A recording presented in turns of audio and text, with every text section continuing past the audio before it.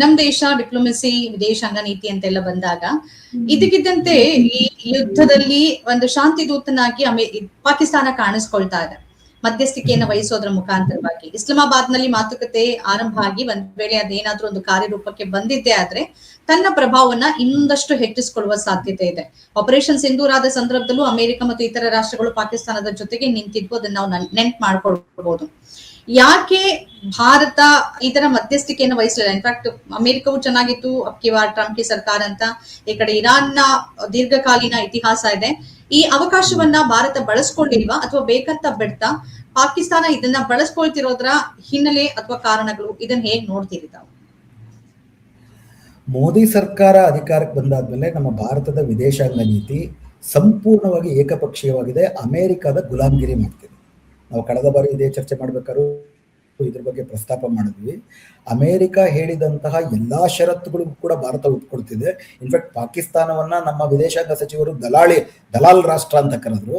ಆದ್ರೆ ಮೋದಿ ಸರ್ಕಾರ ಭಾರತವನ್ನ ಗುಲಾಮಿ ರಾಷ್ಟ್ರ ಮಾಡಿದೆ.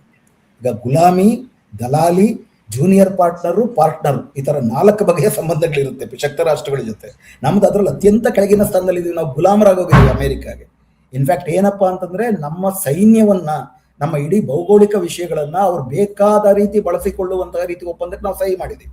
ಟ್ರೇಡ್ ಅಗ್ರಿಮೆಂಟ್ ಬಗ್ಗೆ ಅಂತೂ ನಿಮಗೆ ಗೊತ್ತೇ ಇದೆ. ಅವ್ರು ನಮಗೆ ನಮ್ಮ ಮೇಲೆ 18% ಟ್ಯಾರಿಫ್ ಹಾಕ್ತಾರೆ, ನಾವು 0% ಟ್ಯಾರಿಫ್ ಹಾಕ್ತೀವಿ ಅಂತ ಒಪ್ಕೊಳ್ತೀವಿ. ಇನ್ನು 5 ವರ್ಷದಲ್ಲಿ $500 ಬಿಲಿಯನ್ ಅಷ್ಟು ನಿಮ್ಮ ಹತ್ರ ಖರೀದಿ ಮಾಡ್ತೀವಿ ಅಂತ ಒಪ್ಪಂದ ಮಾಡ್ಕೊಳ್ತೀವಿ. ಆ ಥರ ಯಾವುದೇ ರೀತಿ ನಮಗೆ ಒಂದು ಅನಿವಾರ್ಯತೆ ಇರಲಿಲ್ಲ.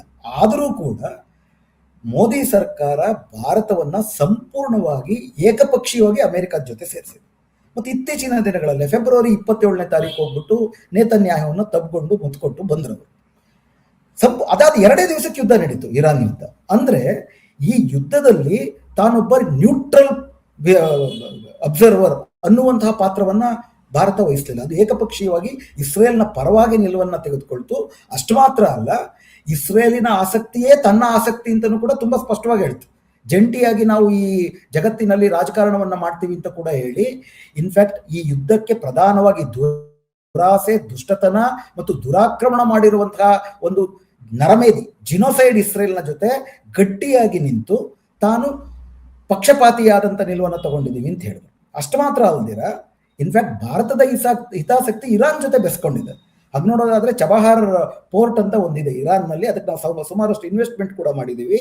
ಆದರೆ ಇರಾನ್ನಿಂದ ನಮಗೆ ರೂಪಾಯಿ ಲೆಕ್ಕದಲ್ಲಿ ಅವರು ನಮ್ಮ ಹತ್ರ ನಮ್ಮ ರೂಪಾಯಿನ ತಗೊಂಡು ನಮಗೆ ತೈಲವನ್ನ ಮಾರ್ತೀವಿ ಅಂತ ಹೇಳಿದಾಗ ನಮ್ಗೆ ಅನುಕೂಲಕರವಾದಂತ ಕೆಲವು ಷರತ್ತುಗಳನ್ನ ಮುಂದಿಟ್ಟು ನಮಗೆ ತೈಲ ಮಾರಕ್ಕೆ ರೆಡಿ ಇದ್ರು ಕೂಡ ಅಮೆರಿಕದ ಆದೇಶಕ್ಕೆ ಒಳಪಟ್ಟು ನಾವು ಇರಾನ್ನ ತೈಲವನ್ನು ತಗೊಳ್ಳಿಲ್ಲ.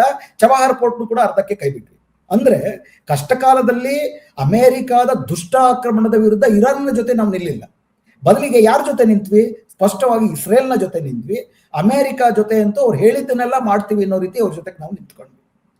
ಈ ಯುದ್ಧ ನಡಿಬೇಕಾದ್ರೂ ಕೂಡ, ಯುದ್ಧ ನಡೆದಾಗ ಮೊದಲ 2 ದಿವಸಗಳಲ್ಲೇ ಅವರ ಸರ್ವೋಚ್ಚ ನಾಯಕ ಖಮೇನಿ ಹತ್ಯೆ ಆಗತ್ತೆ. ಖೊಮೇನಿ ಹತ್ಯೆ ಆದಾಗ ಖಂಡನಾ ಹೇಳಿಕೆ ಕೊಡುವುದಕ್ಕೆ 5 ದಿವಸ ತೆಗೆದುಕೊಳ್ತಾರೆ. ಪ್ರೈಮರಿ ಸ್ಕೂಲ್ನ ಅಲ್ಲಿರೋ ಒಂದು ಶಾಲಾ ಬಾಲಕಿಯರು 180 ಜನ ಸತ್ತಿದ್ದಾರೆ, ಅದರ ಬಗ್ಗೆ ಬೇರೆ ಎಲ್ಲ ಬಿಟ್ಬಿಡಿ, ಒಂದು ಖಂಡನಾ ಹೇಳಿಕೆ ಕೊಡೋದಕ್ಕೆ ನಾವು ಅಷ್ಟು ದಿವಸ ತೆಗೆದುಕೊಳ್ತೀವಿ. ಯುದ್ಧ ನಡೀತಾ ಹೋಗುತ್ತೆ. ಇರಾನ್ ಮೇಲೆ ನಿರಂತರವಾಗಿ ವಿನಾಕಾರಣ ಮಾಡ್ತಿರುವಂತ ದಾಳಿಯನ್ನ ಒಂದು ಮಾತು ಖಂಡಿಸೋದಿಲ್ಲ. ಆದ್ರೆ ಇರಾನ್ ಮಧ್ಯಪ್ರಾಚ್ಯದ ದೇಶಗಳ ಅಮೆರಿಕಾದ ನೆಲೆಗಳ ಮೇಲೆ ಯುದ್ಧ ಮಾಡಿದ್ದನ್ನು ನಾವು ಖಂಡಿಸ್ತೀವಿ. ಅಂದ್ರೆ ನಾವು ಏಕಪಕ್ಷೀಯವಾಗಿದ್ದೀವಿ ಈ ಯುದ್ಧದಲ್ಲಿ, ನಾವು ವಿಶ್ವಾಸಾರ್ಹ ಅಲ್ಲ ಅಂತೇಳಿ ಮೋದಿ ಸರ್ಕಾರದ ಅಮೆರಿಕಾದ ಗುಲಾಮಿ ವಿದೇಶಾಂಗ ನೀತಿ ಸಾಬೀತು ಮಾಡ್ತೀವಿ. ಅವಾಗ ಅಮೆರಿಕ ಇಷ್ಟೆಲ್ಲ ಅಮೆರಿಕನು ಕೂಡ ನಿಮ್ಮನ್ನು ವಿಶ್ವಾಸ ತಗೊಳ್ಳಲ್ಲ. ಅದು ವಿಷಯ. ನೀವು ಅಮೆರಿಕದ ಚಾಪಲೂಸಿ ಮಾಡಿದ್ರು ಕೂಡ ಅಮೆರಿಕಾಗೆ ಮುನೀರ್ನ ಕರೀತಾರೆ ಡಿನ್ನರ್ಗೆ, ಮೋದಿಗೆ ಅಪಾಯಿಂಟ್ಮೆಂಟ್ ಕೊಡೋದಿಲ್ಲ. ಅಂದ್ರೆ ನೀವು ಯಾರು ಚಾಪಲೂಸಿ ಮಾಡ್ತೀರಿ ಅವರು ನಿಮ್ಮನ್ನು ವಿಶ್ವಾಸಕ್ಕೆ ತಗೊಳ್ಳಲ್ಲ. ಯಾರು ನಿಮ್ಮ ಸಮಾನ ಸ್ಕಂದ ಸ್ನೇಹಿತ ಆಗಿದೆ ಇರಾನ್ನ ವಿಶ್ವಾಸ ನೀವು ಉಳಿಸ್ಕೊಳ್ಳಿಲ್ಲ.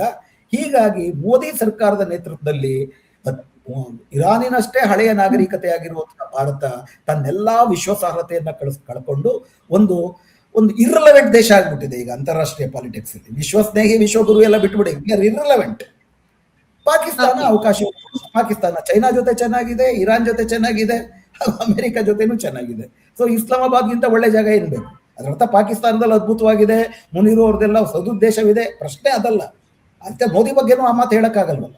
ಬಟ್ ಜಾಗತಿಕ ರಾಜಕಾರಣದಲ್ಲಿ ನಿಜಕ್ಕೂ ಕೂಡ ನಾವು ತತ್ವಬದ್ಧ ರಾಜಕಾರಣವನ್ನ ಮಾಡಿದ್ರೆ, ನ್ಯಾಯದ ಪರವಾಗಿ ನಿಂತಿದ್ದಿದ್ರೆ, ನಮಗೆ ಏನ್ ಇತಿಹಾಸದಲ್ಲಿ ಒಂದು ಸ್ಥಾನ ಇತ್ತು ಆ ಸ್ಥಾನವನ್ನು ಉಳಿಸಿಕೊಂಡು ನಾವು ಪದೇ ಪದೇ ಹೇಳ್ಕೊತೀವಿ, ನಾವು ದಕ್ಷಿಣ ರಾಷ್ಟ್ರಗಳ ನಾಯಕರು, ಸೌತ್ ನೇಷನ್ ಅಂದ್ರೆ ಬಡ ರಾಷ್ಟ್ರಗಳ ನಾಯಕರು ನಾವು ಅಂತ G20 ಸಮಿಟ್ ಆದಾಗ ನಾವು ಕೊಚ್ಕೊಂಡಿದ್ದು.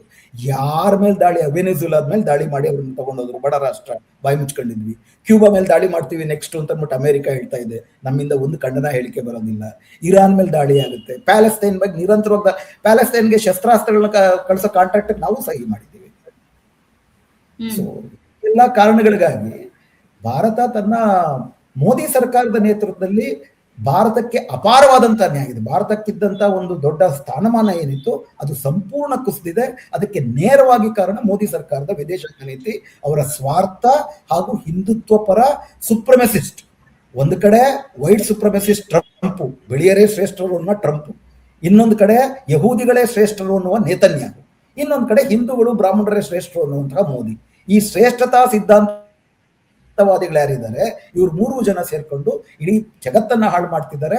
ಆ ಕಾರಣಕ್ಕೇನೆ ಜಗತ್ತಿನ ವಿಶ್ವಾಸವನ್ನು ಕಳ್ಕೊಂಡಿದ್ದಾರೆ. ಹೀಗಾಗಿ ಈ ಸಂದರ್ಭದಲ್ಲಿ ನಾವು ಇರಲೇಬೇಕು.